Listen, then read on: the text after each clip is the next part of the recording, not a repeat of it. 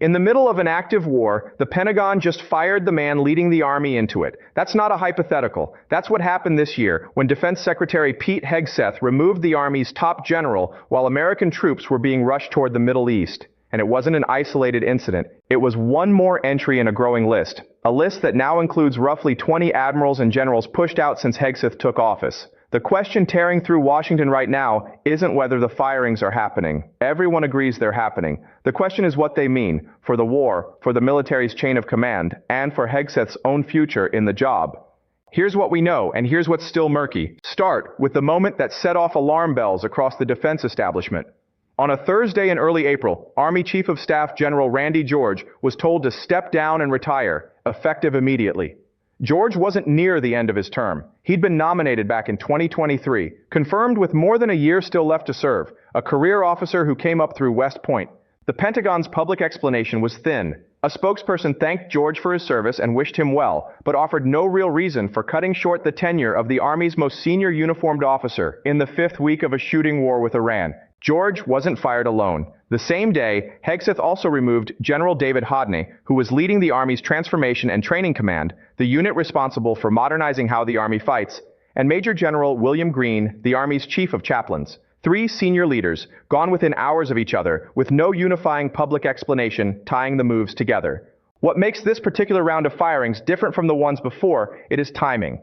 At the moment George was dismissed, elements of the 82nd Airborne Division were actively moving toward the Middle East as part of the Iran conflict. Defense officials who spoke to reporters afterward didn't hide their unease. One official flatly called the decision to fire a wartime commander insane. Another asked a pointed question: how do you remove the four-star general responsible for getting equipment and troops into a war zone in the middle of that same war?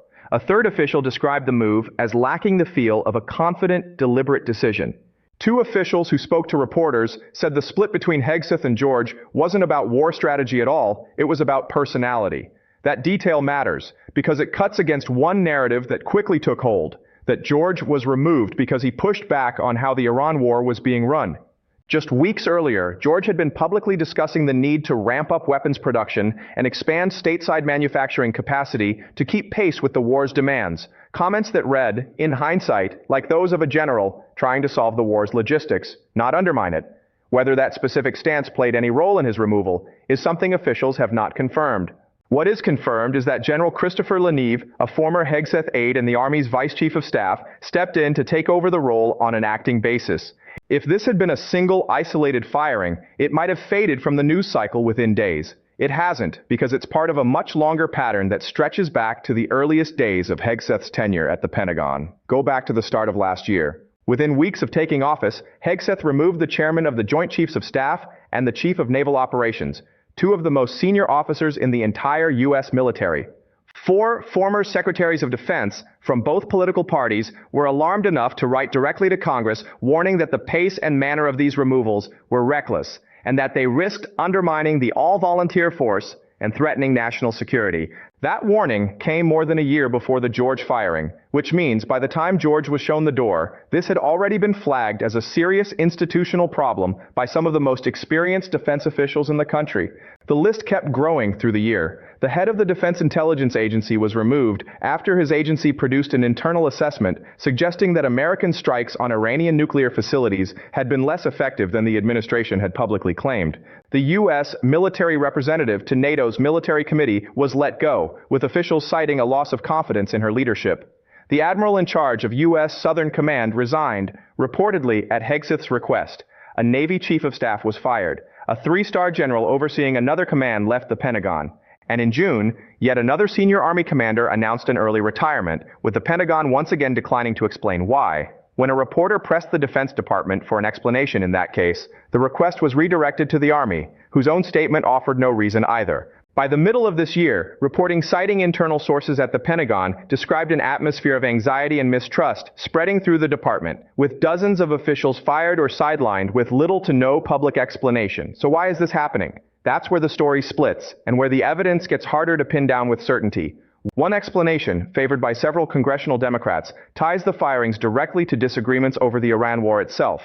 Connecticut Senator Chris Murphy has suggested that experienced generals may have been telling Hegseth that his war plans were unworkable and dangerous, and that the firings followed as a consequence. It's a serious allegation, but it remains an interpretation, not a confirmed fact. No official on record has said that George, Hodney, or any of the other dismissed officers were removed specifically because they objected to war strategy. A second explanation points somewhere else entirely, toward a broader campaign to reshape military leadership around personal loyalty and a specific cultural and political vision, separate from operational disagreements about the war.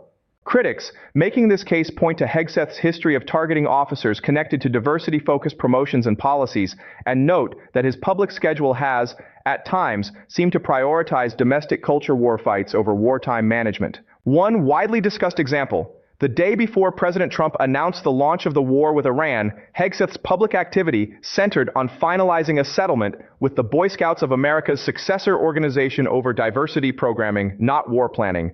Democratic leaders on the House Armed Services Committee have been blunt about which explanation they believe. Committee member Adam Smith has accused Hegseth of removing decorated, experienced officers not for merit-based reasons, but as part of an ongoing culture war, targeting people who challenge him personally or don't share his worldview, rather than letting competence guide senior military assignments.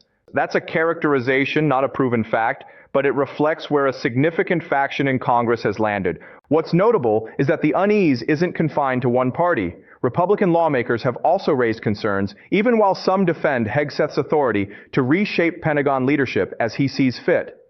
The debate inside the GOP has increasingly centered on a specific question: should there be formal guardrails limiting how quickly and how broadly a defense secretary can remove senior officers, especially during wartime?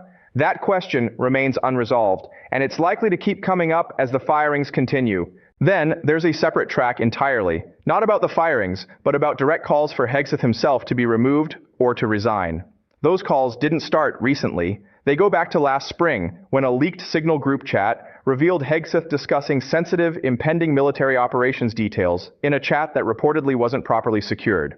California Congressman Ted Lieu said at the time that Hegseth didn't seem to grasp the seriousness of what had happened and called for him to resign or be fired. The pressure resurfaced later in the year over a separate and far more serious controversy, reporting that Hegseth gave an order resulting in a follow-up strike on survivors of an earlier attack on a vessel in the Caribbean Sea. Connecticut Congressman John Larson called that the last straw, saying Hegseth needed to resign and accusing him of either being uninformed about military operations or knowingly misleading the public to avoid accountability. Around the same time, the Pentagon's own Inspector General released a report detailing how Hegseth's use of Signal to discuss military operations could have put American troops at risk. And then, closer to the height of the Iran war, came perhaps the most serious allegation of all, reporting that a U.S. missile strike hit a girls' school in Iran. Maryland Senator Chris Van Hollen pointed to that strike, tying it to what he described as Hegseth's systematic weakening of protections meant to prevent civilian casualties in U.S. military operations, and called for Hegseth to be fired.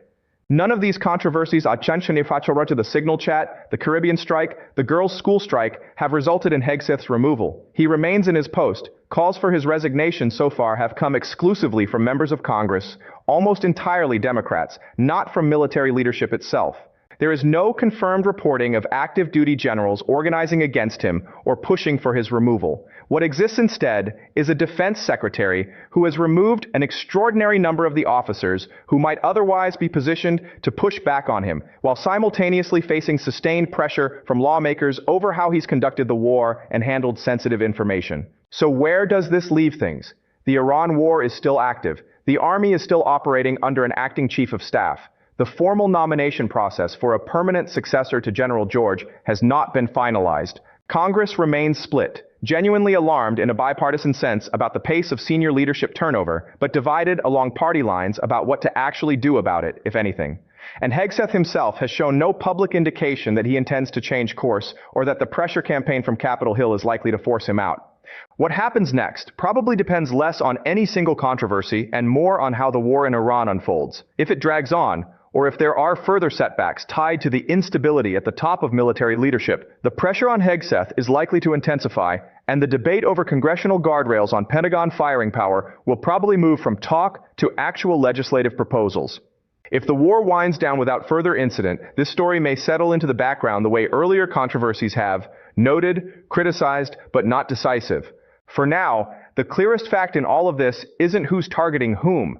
It's the sheer scale of turnover at the top of the U.S. military during an active war, roughly 20 senior officers removed in under 2 years, a pace that 4 former defense secretaries from both parties warned was reckless before most of it had even happened.